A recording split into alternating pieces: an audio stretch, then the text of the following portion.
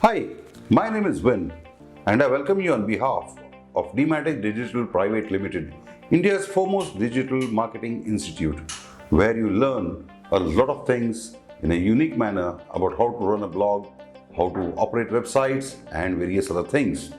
But today I'm going to talk to you about something very important, and that is content writing. Why content writing is very important? Because content is the undoubted king of the blog or of any website. People are going to come to your blog or website only to read content, and if your content is not exciting, you may have the best looking website in the world, but nobody is going to read it. Nobody is going to stay there. Even Amazon, for that matter, uses precise and excellent content which entices you to buy the stuff. Similarly, if you want to make money from your blog, or you want to promote a product on your website or a service on your website, you need excellent content. Now let us understand what is content. Basically, content is information. It's pure information and nothing else. Let me explain to you what is exactly content. When your brain processes any information, that is content. Of course, we can simulate content when we write it, but let me start by telling you how the content originated. Our five senses: sound, sight, smell, taste, and touch.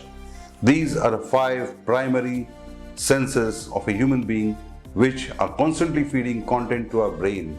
Our brain processes this information in a fraction of seconds.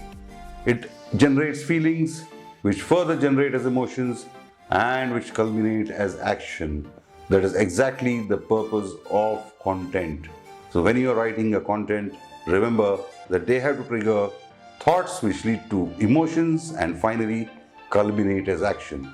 Because unless your content is actionable, it's most likely going to be of no use to anybody.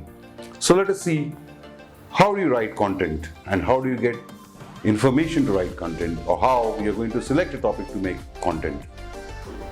If you see Google Trends, or if you see search for any words on Google, you're going to come up with various topics. Now, if there's a lot of searches for that topic, you can use that as a topic, provided it is something you can write about. Once you know the topic, once you've selected the topic, there are various software available on how to find the subheads, the keywords, and the other information that you need to blend into the content. Now, how do you get this? The first source of information for any content writer is his or her own general knowledge. And there's nothing that can beat that. Because when you have general knowledge, nobody can take you for a ride. You know whether the person is telling the truth or the lies, whether the newspaper or any other source is lying or telling you the truth. The second best source of information for your content are your personal experiences, because your personal experiences are unique, and what you have felt only you can describe, not anybody else on this planet. So once you know that these are the two main sources of content or information for your content, now we move further. What is the next step? The next step is to do research for your content if you don't have that much general knowledge or personal expertise in that particular field. So we look at various websites where you can write content, or where you can rather get material to write content. First one is websites. There are lots of websites from various universities, research institutes, schools, governments, banks, non-banking financial corporation, large and small companies, trade unions, associations, sports clubs. These are the excellent sources of content, or rather content for your research.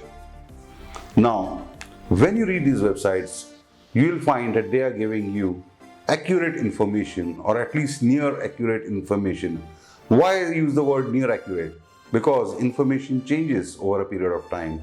So you have to make sure that it is the latest information that has been provided. Second thing is, you can use encyclopedias which may be lying at your home or are available online.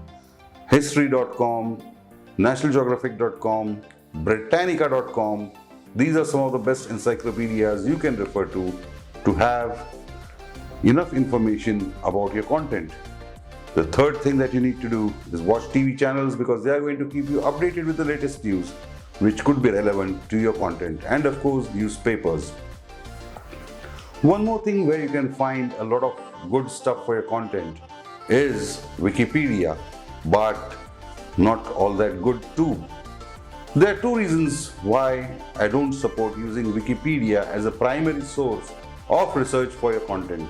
Firstly, Wikipedia can be edited by anybody. Of course, there are Wikipedians who would verify the information that goes on Wikipedia. But now let's look at one scenario. Let's consider the 1971 India-Pakistan war.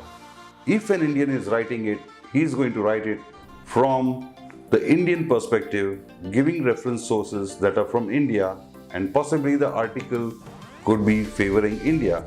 If a Pakistani is writing the article, he would use reference sources that are favorable to his country, and therefore the opinion or the information contained therein would be more from Pakistani perspective, whereas the real perspective is missing.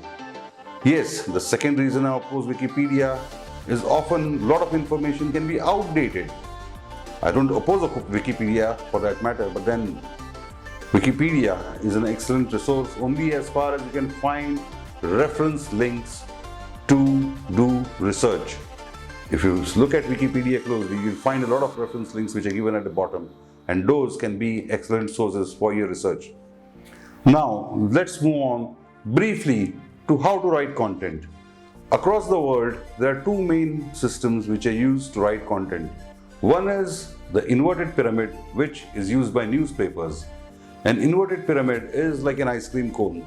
All the information goes on top and all the supporting information goes down as it tapers down till the end. Now, if you're writing content which is say about 300 to 500 words, the inverted pyramid is excellent. But if you're going to write content which is longer, then I would recommend you use exactly the opposite, the pyramid technique. Why the pyramid technique? I call it also the arrowhead technique or the spearhead technique. What is the purpose of a spearhead? A spearhead or an arrowhead pierces your body. Similarly, the arrowhead, the spearhead or the pyramid technique pierces your thoughts and your brains. Let us say I ask you a question. Are you going to die tomorrow? Are you going to die now? Are you afraid of your death? What happens to your family after your death? I have got your attention. Yes, but what am I catching your attention for? I am catching your attention because in the article below I am going to maybe talk about life insurance policies and other schemes. But to get you to read those, I have scared you through my introduction and got you to read the following paras. Now, in the pyramid structure, you start by asking a question, creating an interest, generating an interest, a fear or emotion or any other emotion, and as you go, you start providing relevant details bit by bit, bit by bit, bit by bit, till you reach the bottom, that is the heaviest of all information, and you end it with a call to action that if you want to buy XYZ or if you want to do ABC, this is where you go, this is what you do, these are the fees that you are going to pay, or this is what it is going to cost you, or how to take a particular action, that comes at the bottom. Now, the pyramid technique is the best one which is used by bloggers around the world because there is no limit there's no limit about how many words you could use. And when you do this technique, when you use this technique, you will find it very simple to write an article because you are not going to be fumbling anywhere. There's going to be a lot of information that will just keep flowing automatically. Yes, at the same time, you have to ensure that the flow of your information is seamless. How would you maintain that? Through use of transition words and phrases. What are transition words and phrases? I'll be teaching you in my future tutorials. But till then, try and understand what are the two techniques, the inverted pyramid and the pyramid. Then there is timed content, then there is timeless content. Now what is timed content? Timed content is tomorrow. For example, Amazon is launching a sale and they're going to sell your favorite smartphone at a 50% discount or even more. But it's available only for a limited period and you'd like to let people know about it. That is timed content. But after that sale is over, your content has expired, it is no longer relevant, so you can take off that content. And what is timeless content? Timeless content is something that's evergreen. People can come to it anytime and continue to read it and enjoy it. For example, if I write about the history of India, it is going to be timeless. Now, blogs are somewhere between timed and timeless because, as you would know, technology keeps evolving, the world around us keeps evolving. So what we are going to write about in the blog, that is also going to change over a period of time. Hence, you need to keep tabs on the latest developments that are occurring in the field about which you have written, and upgrade your content frequently so that it is updated and people have no hesitation in taking action. Because if you're going to give last year's content, they may think, is it relevant today? And that's not something which we are in favor of.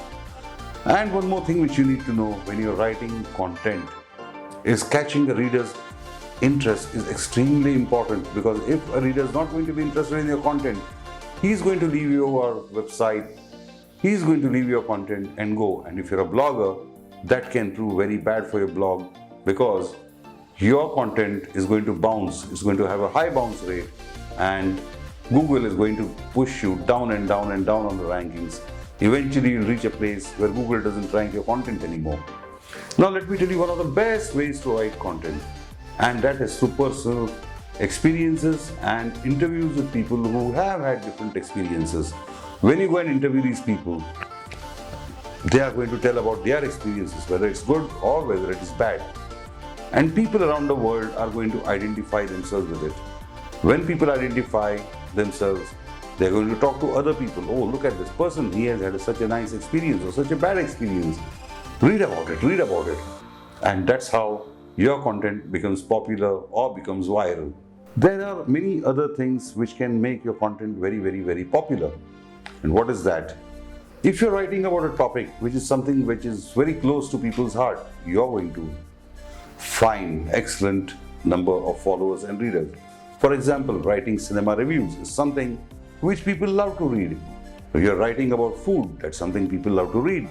You're writing about education, everybody needs education, for their children or for myself, for anybody.